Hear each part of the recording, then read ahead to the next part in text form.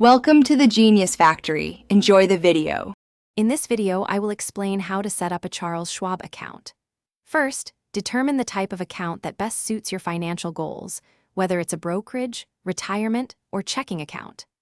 Gather all necessary personal details, like your social security number and employment information, along with any financial statements. Understand that initial funding requirements can vary, so be prepared for minimum deposit amounts. Once you've chosen your account type, proceed to the online application. This process typically takes about 10 to 15 minutes. Accurately fill in all requested personal, employment, and financial details.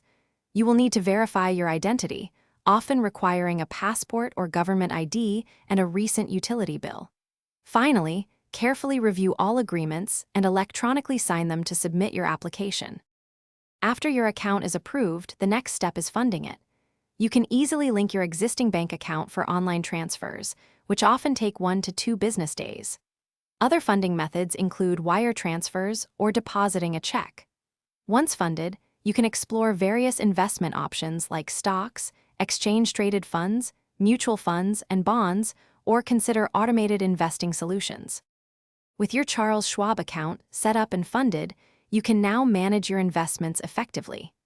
Utilize Schwab's robust online platforms and mobile app to monitor your portfolio, conduct research, and place trades. Consider setting up automatic investments to contribute regularly and foster consistent growth towards your financial objectives. Remember to check the description for a link to Darn Tough Socks and other great deals to enhance your everyday comfort and investment journey. Thanks for watching. If you found this helpful, don't forget to like and subscribe.